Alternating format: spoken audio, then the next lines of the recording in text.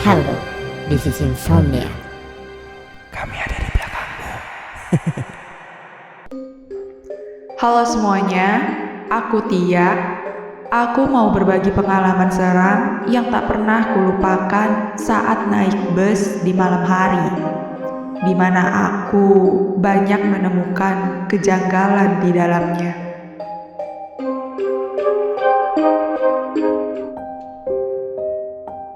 Di hari Kamis sore, aku baru menyelesaikan ujian akhir semesterku. Ujiannya berjalan dengan cukup baik, meski ada beberapa mata kuliah yang bikin aku ragu dapat nilai A. Ya udahlah, lagian juga udah berlalu. Aku udah gak mau mikirin ujian lagi, karena sekarang akhirnya aku kan libur. Aku berencana akan pulang ke rumah karena liburnya lumayan panjang. Oh iya, tempat kuliahku itu ada di Bandung, dan aku tinggal di Tangerang. Rencananya, aku mau pulang hari ini juga, tapi temanku yang bernama Suri terus menghalang-halangiku. Suri itu teman satu kelas sekaligus satu kosan denganku. Sehabis ngampus, kita sering pulang ke kosan bareng, seperti hari ini. Aku jadinya pulang sekarang, Sur, ucapku padanya. Ia menatapku dengan serius, mempertanyakan keyakinanku kembali. Buru-buru banget, Ti. Kenapa gak besok pagi aja? Sekarang kan udah sore. Lagian, kamu emang juga udah siap-siap apa? Sebenarnya rencana awal aku pulang itu ya besok pagi. Tapi sekarang aku berubah pikiran karena udah kangen banget sama orang-orang yang ada di rumah. Pukul 5 sore, kita berdua sampai di kosan. Sebelum masuk ke dalam kamar masing-masing, Suri bilang, "Perjalanan malam kan rawan, Ti. Kamu gak takut apa?" Aku hanya menggeleng, karena gak mungkin bus menuju Tangerang itu sepi. Karena setauku, banyak orang yang memilih perjalanan malam ketimbang pagi hari. Sebelum membereskan baju, aku pergi mandi terlebih dahulu. Hingga tak terasa, aku menghabiskan waktu nyaris 1 jam di dalam kamar mandi. Kepalaku mendadak terasa pusing. Aku lalu meminta Suri untuk membantu membereskan bajuku. Ya ampun Tia, dari tadi belum selesai juga. Ini tuh udah mau jam 7 loh. Aku lalu beres-beres dan dibantu oleh Suri. Walaupun secepat mungkin aku membereskan baju, tapi tetap saja, ternyata aku selesai membereskan baju itu pukul 9 malam. Ya ampun, kenapa aku lama banget beres-beresnya? Aku kemudian meminta Suri untuk mengantarkanku pakai motor menuju terminal Lewi Panjang. Pukul 9:30 lebih, akhirnya kami sampai di terminal. Aku lihat terminalnya sudah sepi. Banyak bus yang sudah terparkir berjajar. Apa jam segini udah berhenti beroperasi ya? Kamu udah lihat jadwal bus punya kamu belum, Ti? Tanya Suri. Aku tersenyum padanya sambil menggeleng. Hehehe, belum Sur. Tapi kayaknya Bu Sinar masih ada deh. Lihat-lihat ke sana dulu yuk. Suri tiba-tiba mengomel kesal padaku. Ia bilang seharusnya aku sudah mempersiapkannya jauh-jauh hari dan tidak mendadak seperti ini. Iya sih, salahku juga nggak lihat jam keberangkatannya. Habis lama ini, bus yang aku naiki itu selalu standby jam berapapun. Tapi karena ini adalah perjalanan malam pertamaku, aku nggak tahu apakah busnya masih ada atau enggak. Kami lalu mencari-cari bus yang biasa aku naikin, tapi dari tadi belum juga ketemu. Hingga aku bertanya ke salah satu bapak-bapak yang ada di sana. "Maaf Pak, bus Sinar jurusan Tangerang masih beroperasi nggak ya di jam ini?" Lalu bapak itu bilang kalau bus Sinar jurusan Tangerang yang terakhir sudah berangkat jam 8 malam tadi. Ya, terus gimana dong Sur? Busnya udah nggak ada lagi. Lalu dari kejauhan, aku melihat ada sebuah bus yang di depannya tertulis Bandung, Tangerang. Bus itu menepi di pinggir jalan. Aku dan Suri pun langsung mendekati bus itu. Ti, tapi kok aneh ya, bus itu berhentinya di pinggir gitu. Biasanya kan bus kalau mau berangkat punya jalur sendiri kalau di terminal, ucap Suri. Memang sih terlihat aneh, bus itu menepi di tempat yang gelap dan sepi. Mungkin supirnya menepi sebentar kali karena ada keperluan. Suri kemudian memberhentikan motornya di belakang bus. Aku lalu pergi masuk ke dalam bus. Di dalamnya gelap, lampunya tidak dinyalakan. Aku melihat ada Pak supir yang wajahnya memandang ke depan. "Pak, ini berhenti di terminal Polris bukan?" tanya aku di sampingnya. Wajah bapak itu menengok perlahan ke arahku. Ia hanya mengangguk, lalu melihat ke depan lagi. Aduh, Pak supirnya cuek banget. Aku jadi kesel gini. Kemudian aku pun keluar bus lagi untuk menuju Suri karena ingin berpamitan. Aku mengucapkan terima kasih banyak padanya karena sudah mau membantuku. Ketika kami berdua sedang asik ngobrol, tiba-tiba ada seorang pemuda yang menghampiri kami. "Neng, ngapain berduaan aja di tempat gelap ini?" tanya pemuda itu. Aku kemudian bilang kalau aku lagi pamitan sama temanku ini sembari nunggu bus berangkat. Mendengar jawabanku, pemuda itu menatapku dengan bingung. "Nunggunya kok di sini, Neng? Di dalam atuh, bahaya loh di sini." Kami kemudian merespon sekedarnya dan ia pun pergi. "Itu mas-mas yang tadi nggak lihat apa ada bus di sini?" Dari situ aku pun berjalan masuk kembali ke dalam mobil. "Dadah Tia, nanti kalau udah sampai kabarin ya," teriak Suri. Ketika aku masuk ke dalam bus, aku masih lihat Pak supir memandang ke depan. Entahlah dia sedang apa, aku gak peduli. Aku pun meneruskan jalanku yang kemudian berhenti. Aku sempat melihat ke seluruh tempat duduk di dalam bus ini. Tapi seketika aku tertegun.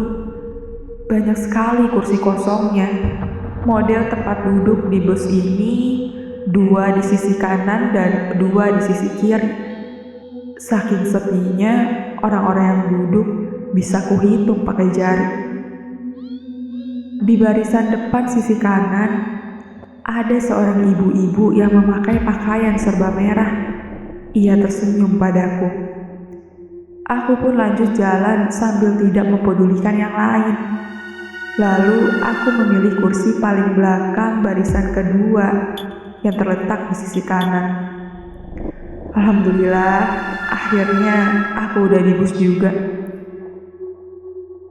Dan baru saja aku duduk, seketika bus pun jalan. Loh, apa dari tadi busnya nungguin aku ya? Ya udahlah, aku gak mikirin banget. Aku membawa kantung kresek, yang mana aku akan menaruhnya di dalam bagasi atas. Dan ketika aku berdiri untuk memasukkan kantong ke bagasi, aku menemukan sesuatu. Apaan nih? Kresek siapa?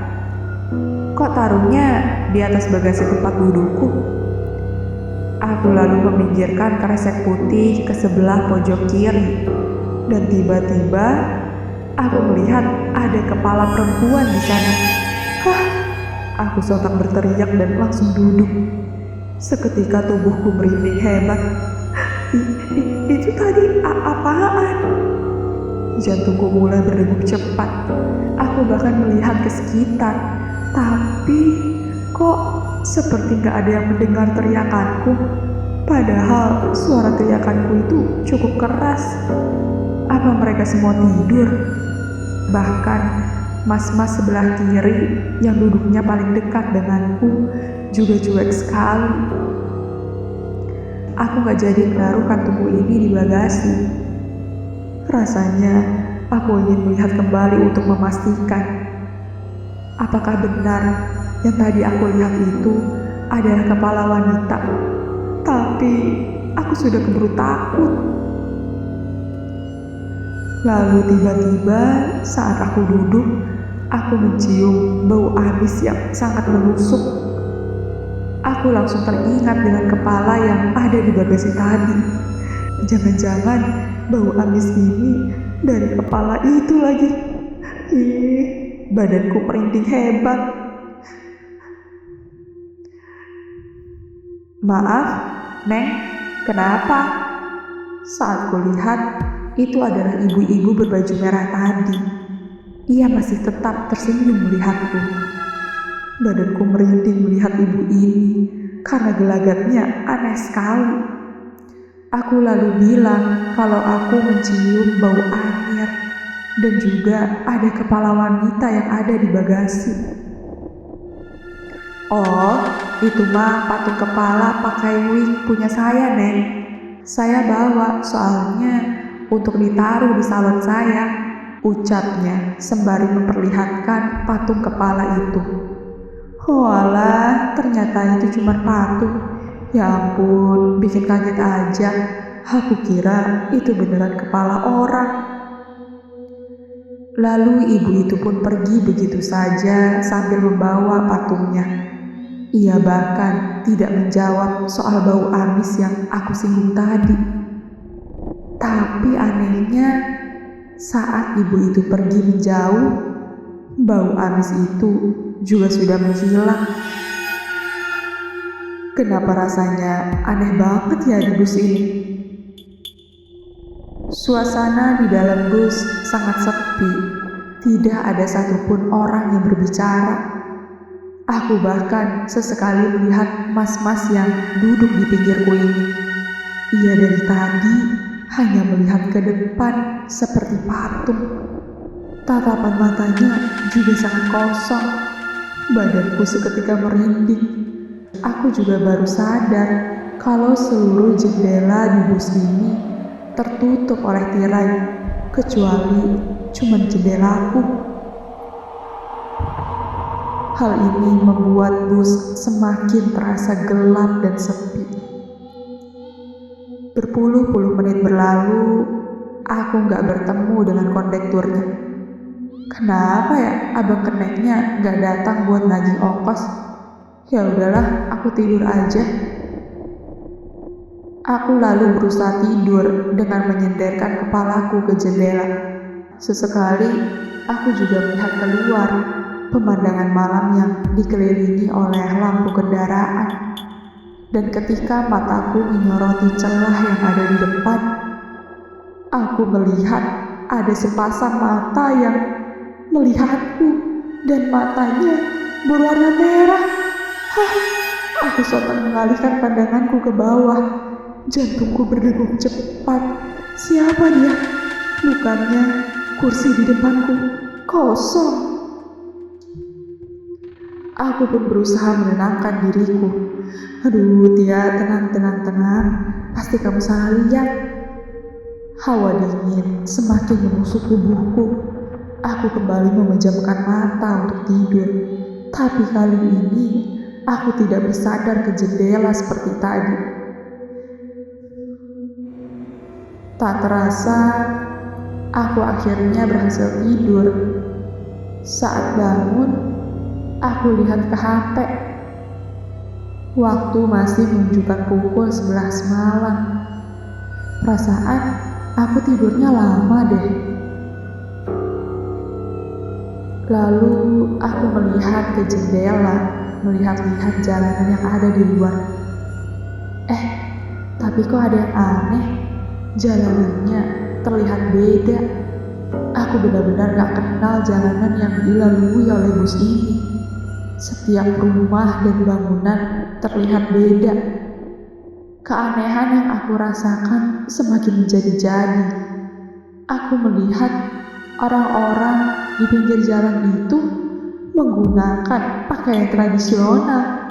Semua laki-laki yang aku lihat bertelanjang dada dan hanya menggunakan celana dengan ikat kepala. Begitupun dengan wanita yang hanya memakai kain kemben. Bahkan rumahnya juga terlihat seperti rumah pada zaman dulu. Aku benar-benar kaget. Ini di mana sih? Aku kemudian berdiri untuk memastikan jalan yang dilalui. Namun, yang aku lihat semakin aneh. Aku seakan tersesat di tempat terasing yang tidak pernah kulalui. Dan tiba-tiba, bus pun berhenti. Aku melihat seluruh penumpang berdiri dan berbaris untuk keluar. Apa? Aku benar-benar ketakutan karena kali ini aku melihat dengan jelas kalau penumpangnya terlihat seperti bayangan dan semuanya serba hitam. Tak terasa air mata membasahi pipiku. Aku menangis. Aku hanya bisa terduduk lemas. Aku lantas menguatkan diriku untuk berlari keluar menyerobot penumpang di sana. Aku benar-benar takut hingga akhirnya aku pun berhasil keluar dari bus itu. Badanku menggigil hebat, nafasku sesak. Aku masih terus berlari untuk menjauhi bus seram itu. Dan ketika aku melihat ke sekitar, aku sangat kaget kalau ternyata aku masih di terminal. Apa? Badanku tak henti-hentinya merinding. Lututku sangat lemas. Ternyata selama 1 jam perjalanan tadi, aku belum pergi dari terminal sama sekali. Singkat cerita, setelah Suri pergi meninggalkanku, seorang bapak-bapak di terminal menghampiriku untuk menolong. Aku kemudian pulang ke kosan kembali yang diantar oleh bapak tersebut. Sesampainya di kosan, aku langsung menangis di depan Suri dan menceritakan semuanya. Suri juga kaget, padahal dirinya juga bisa melihat bus itu. Ya Tuhan, apakah itu adalah bus hantu?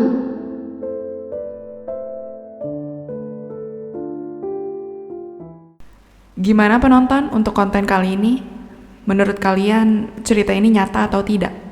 Jangan lupa tulis cerita horor kalian di kolom komentar.